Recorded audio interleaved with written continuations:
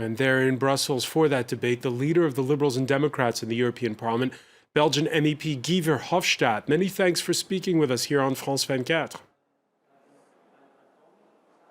Yes. Is this deal with Turkey better than no deal at all?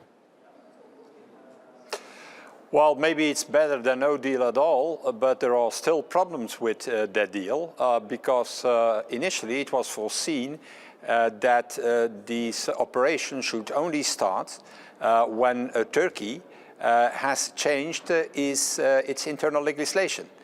More precisely, for the moment it's impossible to obtain asylum as a Syrian refugee in Turkey because they only give asylum to Europeans. So that has not been done. And secondly, there is naturally these warnings by several non-governmental organizations that it is not even possible to give temporary protection to people in Turkey because the Turkish authorities are sending a number of Syrian refugees back to Syria. And that is against international law and against the European obligations. It's sending back, you say. At the same time, we've had the reaction from Turkey's President Recep Tayyip Erdogan saying he's going to stop complying if Brussels fails to fulfill its side of the bargain, a bargain that includes visa-free travel for Turkish citizens to Europe and 6 billion euros of aid. Let's listen to his remarks. Here, there's a process to respect. There are precise conditions. If the European Union does not take the necessary steps, then Turkey will not implement the agreement. Guy Verhofstadt, your reaction?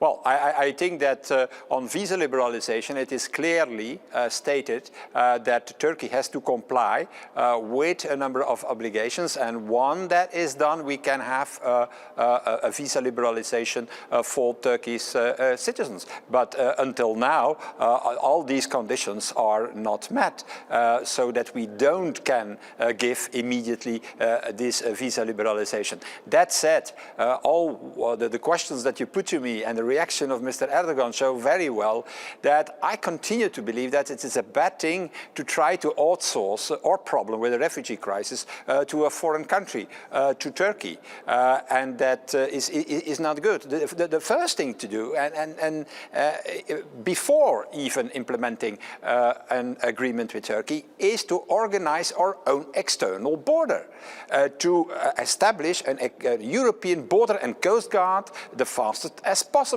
and to ask to the different member states to transfer, to send the necessary agents, civil servants, to keep this European border and coast guard safe. And then the second phase can be the implementation of this deal with Turkey. Because in the meanwhile, what you hear from Mr. Erdogan is very clear. We are in his hands. It's he who is dictating us what to do. And even Turkey saying this Thursday that it's going to grant temporary protection status to Syrians returning from Greece. That doesn't go far enough. Well, temporary protection is one thing, but I hear reports from non-governmental organizations who are saying that a number of Syrian refugees have been pushed back to Syria and didn't receive this temporary protection. And secondly, based on the Convention of Geneva, it has to be possible for a refugee to obtain asylum, what is something different as temporary protection. And therefore, there is a change need in the Turkish legislation, because until now not all protocols of the Convention of Geneva have been put in Turkish legislation, have been adopted by the Turkish state, and that the consequence of that is that a Syrian refugee or a refugee coming from outside Europe cannot have an asylum in Turkey. And that was foreseen. It was foreseen in the agreement with Turkey that there should be, first of all, a change in the Turkish legislation that it makes possible for a Syrian refugee to ask for asylum in Turkey. Guy Verhofstadt, your reaction to that interview that the French president granted to German newspaper Bild, where he effectively says that Angela Merkel went rogue last year when she opened the borders. Well, I don't agree. I think that she did something. She did something what was very human and what was also necessary. At that moment, there were hundreds and hundreds of thousands desperate people, refugees fleeing the war, and it was our obligation to do something. But when you hear François Hollande saying, "I don't want to see the same thing happen in 2016."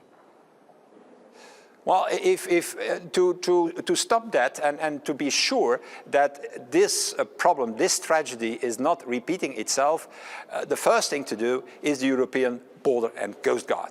And finally, what is now the problem? I'm already asking for months that based on the treaty, we should start with this European Border and Coast Guard.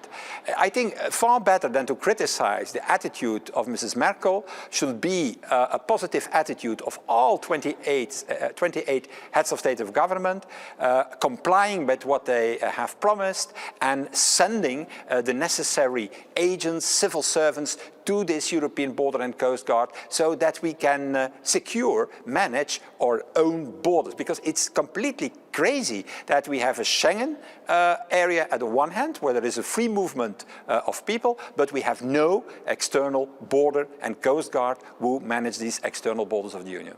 Now, as this important discussion is going on, as well as that I know there's a big debate going on regarding the reform of asylum policy across the EU, we're hit with this news of a referendum in the Netherlands on Wednesday, where over what could seem to many like an obscure piece of legislation, the Dutch rejecting it. How much is that undermining your efforts? Yeah, no. I think that the outcome of the referendum in the Netherlands was not a surprise for me.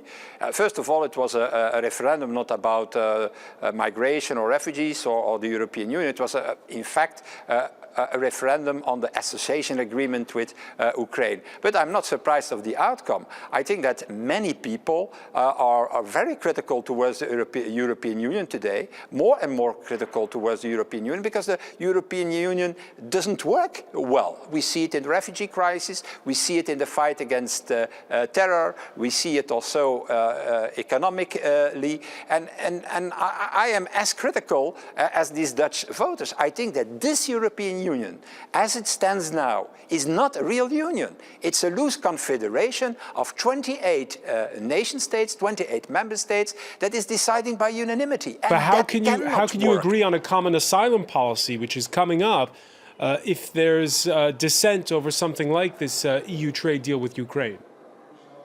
Well, I think that there is no difference of point of view on this association agreement with Ukraine. The problem is that people are not longer willing to go to agree with such agreements if, first of all, we doesn't reform the European Union. And the European Union has to be reformed so it can deliver real results. Now, with this European Union, like it stands today, it's always too little what we are doing, and it's always too late what we are doing. Too little, too late.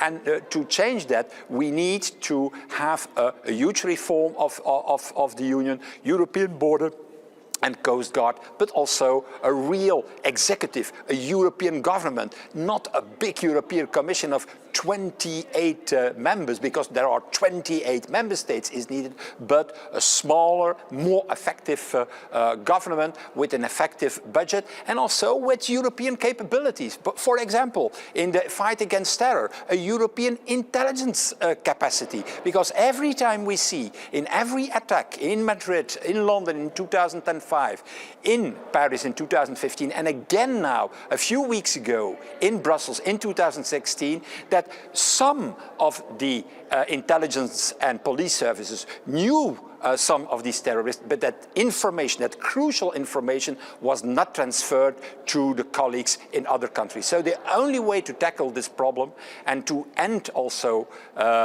this problem is to have a European intelligence capacity, like we need also a European investigation capacity. The Americans have it. The Americans have it already 115 years, this FBI, who is responsible for transnational crimes.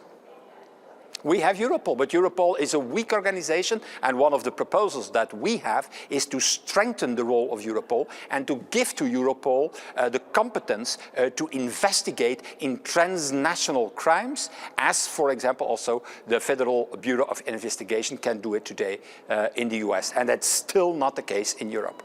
Guy Verhofstadt, the head of the Liberals in the European Parliament, Belgian MEP, many thanks for speaking with us on France 24.